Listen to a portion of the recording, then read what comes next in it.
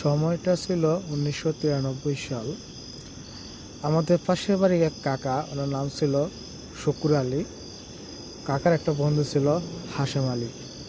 তো শুক্র আলী কাকা আর হাশেম আলী কাকা, ওনারা দুজন ছিল ছোটোর থেকে এক কাছের বন্ধু আর কি, ঘনিষ্ঠ বন্ধুত্ব যেটাকে বলে আর কি। গ্রামের মানুষ তো দুজন একসাথে হাট বাজারে যেত, চাষাবাদ করতো, জায়গা জমি, এর পাশাপাশি নদীতে মাছ মারতো, ইলিশ মাছ কারেন্ট জাল দিয়ে। তো একটা সময় ছিল, ওই সময় ছিল বর্ষাকাল। তো চারিদিকে খালে বিলে মাঠে ঘাটে থই থই পানি, মানে পানির কারণে তারা ঘর থেকে বেরোতে পারতো না, এরকম অবস্থা হয়ে গেছিলো ওই সময়তে। আর ওই সময় এখন যে সব জায়গায় দেখা যায় বিল্ডিং হয়ে গেছে, পাকা করা বাড়ি হয়েছে, বিল্ডিং হয়েছে। ওই সময় এরকম পাকা করা বাড়ি দূরের কথা, টিনের ঘরে চোখে দেখতো না। ওই সময় এরকমটা সময় ছিল গ্রামে। তো শুক্র আলী কাকা ছিল একটা বনের ঘর, আর হাশেম আলী কাকা একটা টিনের ঘর ছিল ছোট, কোনো রকম আর কি। ওই সময়তে যেরকম থাকার কথা ছিল ১৯৯৩ সালে। তো চারিদিকে তো থই থই পানি, যেহেতু বর্ষাকাল, মাঠে ঘাটে বিলে খালে সব জায়গায় পানি। তো ওনারা তো আর চাষাবাদ করতে পারে না। তো ওনাদের একটা ছোটো নৌকা ছিল শুক্র আলী কাকার, ছোট্ট একটা নৌকা ছিল, ওটা দিয়ে মাছ মারতো নদীতে। কারেন্ট জাল ছিল, কারেন্ট জাল দিয়া ইলিশ মাছ ধরতো নদীতে।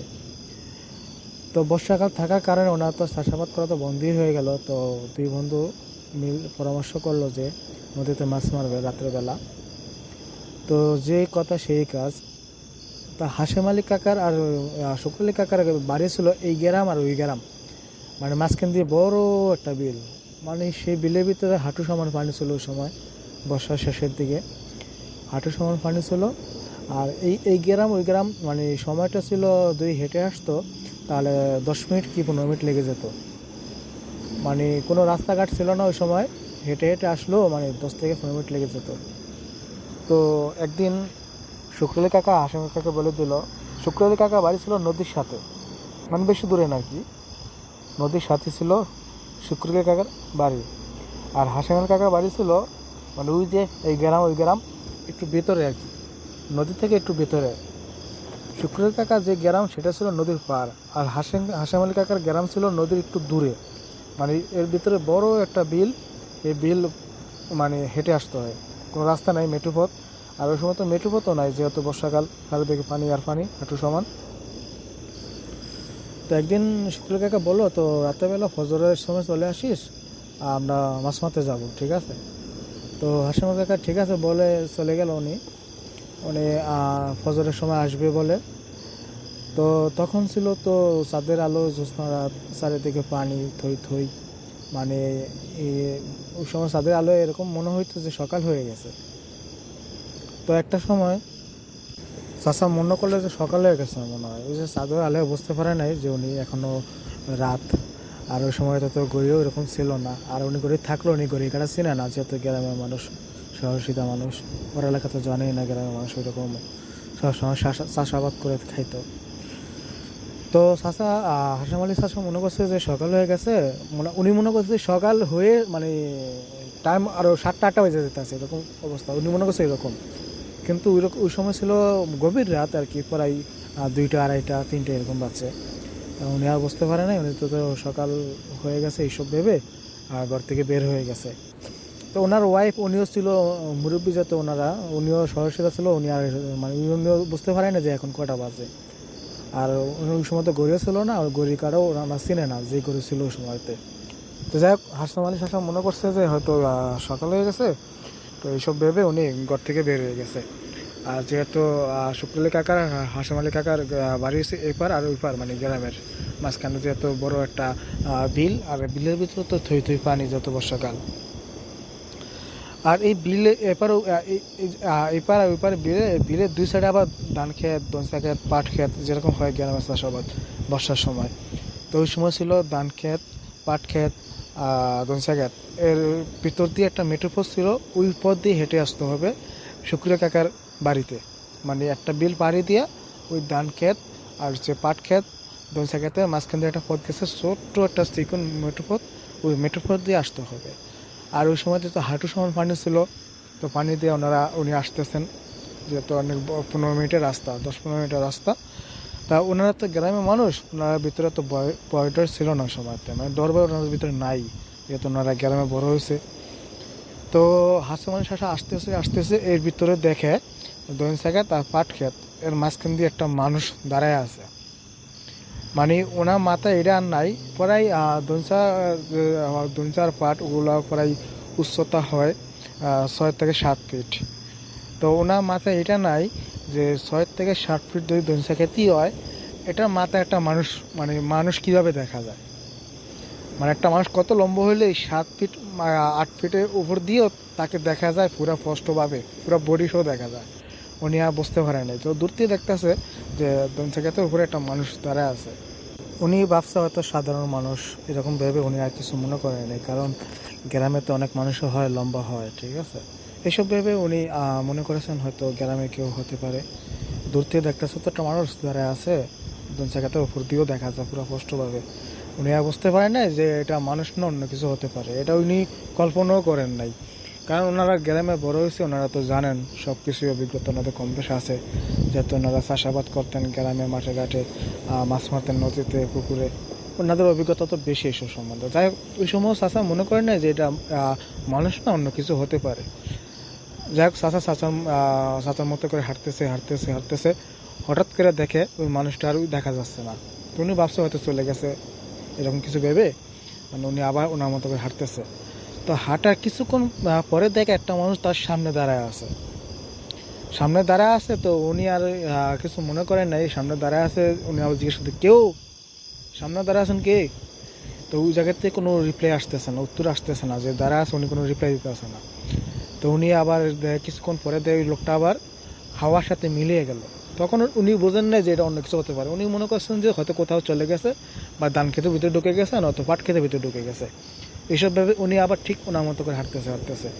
তো কিছুক্ষণ হাঁটার পরে দেখে যে আরেকটা লোক সাদা কাপড় মানে পরা, এরকম অবস্থা দেখা যায়, তার সামনে দাঁড়ায় আছে। হঠাৎ করে দেখে তার সামনে একটা মানুষ। তো তখন উনি তো গ্রামের মানুষ, একটু ভয় সাহস তো আছে, ভয় তো নাই ওনার ভিতরে। পরে বলতেছে, কেউ সামনে দাঁড়ায় আছেন? তখন ওই লোকটা যে সামনে দাঁড়ায় আছেন সে বলে, তুই কি আমারে দেখোস না আমি কে? এরকম কণ্ঠে একটা কথা বলার পরে চাচা কিছু ডরায়, মানে একটু হালকা ভয় পেয়ে গেছে, ডরে গেছে আর কি। বলতেছে এরকম কর্কশ কণ্ঠে বলতেছে, তুই দেখতেছ না আমি কে? তখন চাচা ভাবছে যে এটা তো মানুষ না, এটা অন্য কিছু হতে পারে। যাই হোক, তো চাচা মানে সাহস নিয়ে বলতেছে, তুই সামনে দাঁড়িয়ে আছিস কেন? আমার পথ ছাড়, আমি আমি আমি কাজে যাবো, পথ ছাড়। তখন বলে, আজকে তো পথ ছাড়বো না। ওই অশরীর ওটা বলতেছে, তোর তো পথ ছাড়বই না, তোরে আজকে আমি পানিতে চুবাবো। তখন চাচা বলে, তোর এত সাহস হয়ে গেছে, তুই আমার পানিতে চুবাবি, তোরে আজকে খাইছি। তো চাচা একটু মানে দৌড়াদৌড় করে, শরীর বন্ধ করে ওটা দৌড়ান দেয়। উড়ো মানে বয়ের দৌড়ান শুরু করে চাচার সামনে দিয়ে। তো চাচা একটা জিনিস খেয়াল করে, চাচা যে হাঁটতেছে, চাচার পানি যে মানে পানির ভিতরে দৌড়াইলে যেমন একটা পানি একটা সাউন্ড হয়, শব্দ হয়, চাচার পানির শব্দ হইতে আছে, কিন্তু সামনে যে দৌড়িতে আছে ওর কোনো পানির শব্দ হতো না। ওর মনে হচ্ছে পানির উপরে বাইশা উড়ে যেতেছে, মানে দৌড়াইতেছে মনে হচ্ছে পানির উপরে ভাসতেছে, এরকম একটা অবস্থা। তখন চাচার তো শরীর বন্ধ করে উনি দৌড়েই আছে, দৌড়তে মনে গেল। কিছুক্ষণ পরে হঠাৎ করে দিয়ে ওটা সামনে নাই, চলে গেছে। যাই হোক, তো চাচা আবার হাঁটতেছে হাঁটতেছে। চাচার তো মনে এরকম, সবারই তো একটু ভয় লাগে আর কি, তো ভয় লাগে কিন্তু ওইরকম লাগে না আর কি, ওনার সাহসটা ধরে রাখছে। তো কিছুক্ষণ পরে দেখে ওনার পাশে বাড়ি একটা লোক, মানে সে দাঁড়ায় আছে। তার নাম ছিল কি যেন তার নাম, যাই হোক আমার মনে নাই। মানে একটা মুরব্বী, উনি দাঁড়ায় আছে। তো দাঁড়া থাকার পরে ওই মুরব্বী বলতেছে, কিরে হাসেম, কই যাস? তো হাসেম কাকা বললো যে আমি তো ওই যে শুক্রবারের লাগে মাছ মারতে যাবো নদীতে, তো এই জন্য হেরবার যেতে আছে। ও আচ্ছা আচ্ছা, তো মাছ মারলে আমার কিছু দিস, আমার দু একটা মাছ দিস, এই কথা বলে। তো হাসেম কাকা বললো যে ঠিক আছে, যদি মাছ বেশি পাই তো আমি আপনার কাছে রান্না সকালে আপনার বাড়িতে পৌঁছাই দিই মনে। না না, আমার বাড়িতে পৌঁছানোর দরকার নাই, একটা জায়গার নাম করে দেয়, তো অমুক জায়গায় রাখে মাছটা, তাহলেই হবে। তো হাসেম কাকা কয়, তো আমি তো আপনার বাড়ি চিনি, তো আমার বাড়ি দিয়ে এলে সমস্যা কী? তো ওই লোকটা বলে, না আমার বাড়িতে দেওয়া দরকার না, তুই অমুক জায়গায় মাছটা রাখে আস। যাই হোক, তারপরও হাসেম কাকা ঠিক হাঁটতেছে হাঁটতেছে, হঠাৎ করে মনে পড়ে যে যে লোকটা মাছ চাইছে সেই লোকটা মারা গেছে 3.5 মাস আগে। মানে যে লোকটা বলছে যে মাছ ধরলে আমার মাছ দিস, সেই লোকটা মারা গেছে 3 মাস আগে। তারপর উনি বলে তো এই হালার ভূতে তো আমার পিস ছাড়বে না দেখতেছি। উনি বুঝতে পারছে যেটা ও শরীরে সেটাই ওই লোকের মানে স্বরূপ ধরে রূপ ধরে আসছে আর কি। তখন কে শালার ভূতে তো আমার পিস ছাড়বো না দেখতেছি।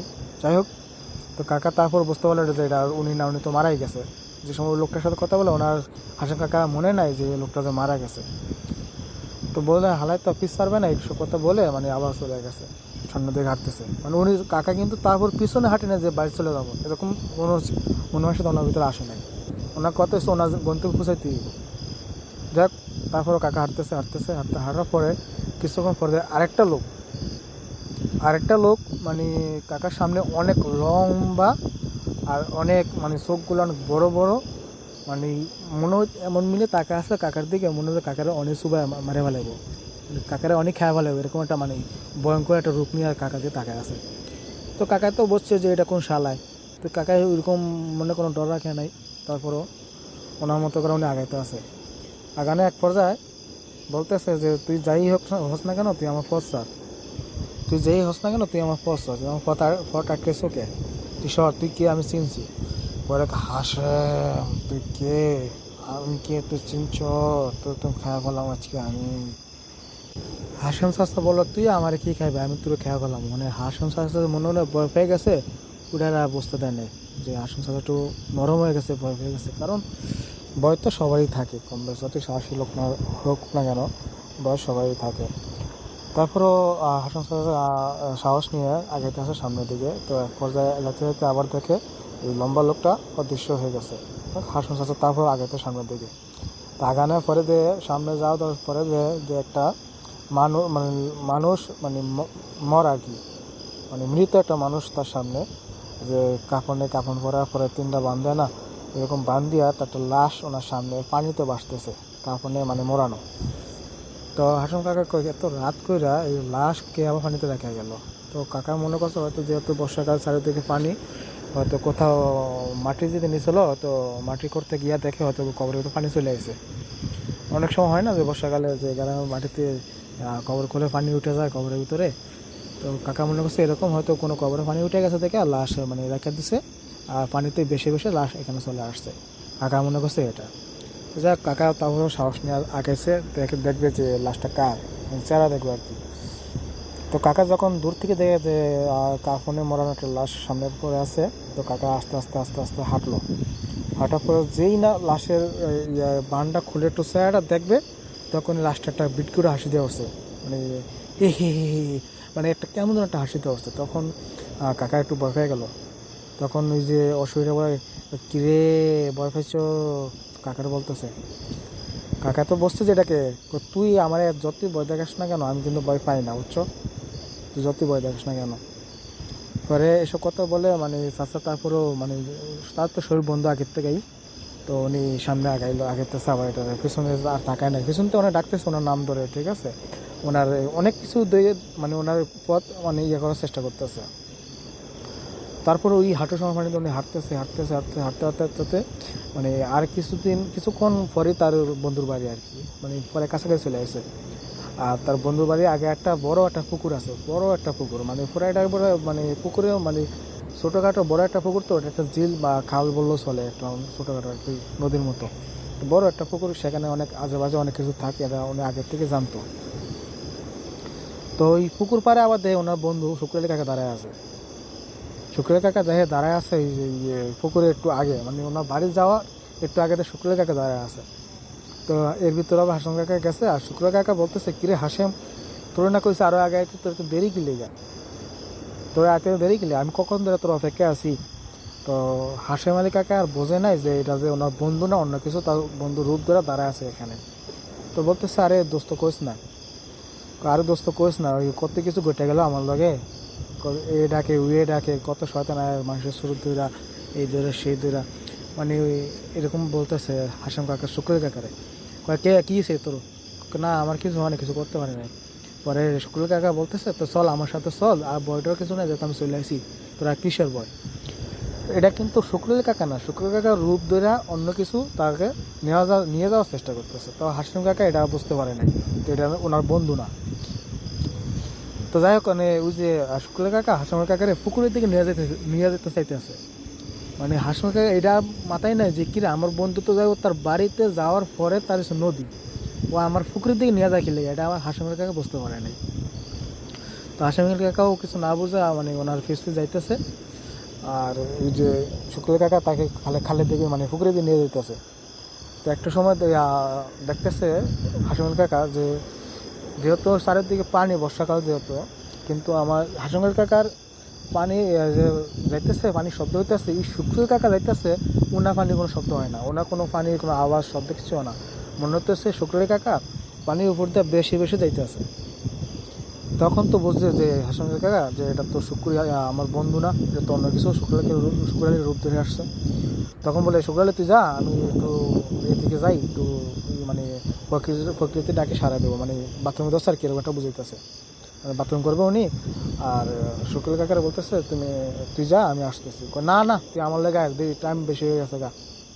শুক্র কাকা রুদ্র যে আসছে উনি বলতেছে যে টাইম বেশি হয়ে গেছে, তুই আমার লগে আয়, দেরি করিস না, পরে গেলে আমার পাবো না।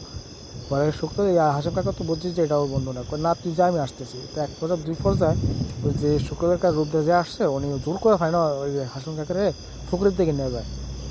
ঠিক আছে, তো একটা পর্যায়ে যখন বুঝতে পারে হাসিম কাকা যে জোর করতে আসছে বেশি, তখন দৌড় দেয় পিছন থেকে, হাসিম কাকা দৌড় দেওয়ার পরে ওই অশরীর পিছন থেকে কয়, তুই কই যাস, তোরও তো আজকে চুবা মেরালাম, তোর আজকে খাওয়া হলাম, মানে মানে যেরকম আর কি একটা অশরীর হুমকি ধুমকি দেয় এরকমভাবে আর কি, তোরও তো আজকে খাওয়া হলাম, তুমি কই যাস।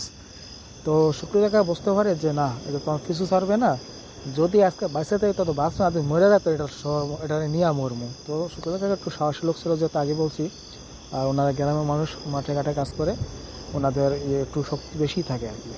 আপনারা দেখবেন যারা গ্রামে থাকেন তাদের কিন্তু শক্তি অনেক বেশি থাকে, তারা বুড়ো হয়ে গেলেও তাদের শক্তি থাকে, কারণ তারা মাঠে ঘাটে কাজ করা মানুষ, তো তাদের সবসময় শক্তি একটু বেশি থাকে। আর ওই সময় হাসিম কাকা বলতেছে ঠিক আছে, যদি আজকে মরি তোরে নিয়ে মরবো, আর যদি বাঁচি তাহলে আমি একলাই বাঁচি। তো শুক্র কাকা মানে যে লুঙ্গি পরা ছিল, দোকাসার বলে এটাকে আর কি, দোকাসার দিয়ে তো শরীরটা বন্ধ করে ওই শরীরে ধরছে। তো দুজন জাপটাজাপটি করতে আসে ও শরীরে, আর শুক্র কাকা মানে কে কার চুবাইবে। তারপরেও ওই অশরীরী শুক্র কাকারে 2-3টা চুপ দিয়ে লাগছে অলরেডি পানির ভিতরে, মানে পানির ভিতরে মাথাটা ডুবায় রাখছে। তো একটা সময় আল্লাহই তার শক্তি দিছে, হয়তো জোরে একটা ঝাঁকি মারছে আর ওর শরীরে ছিটকে পারছে, আর শুক্র কাকা এই শরীরের উপরেটা কিল ঘুষি থাপ্পড় যেমনি যা পারছে তেমনি দিতে আছে। তো দেওয়ার পরে একটা সময় মানে পাঁচটা করতে করতে, যেহেতু শুক্রুল কাকা হাসিমুল কাকা মানুষ, ওনার তো একটা সময় শক্তি এনার্জি থাকে না, তখন উনি একটু নরম হয়ে যায়।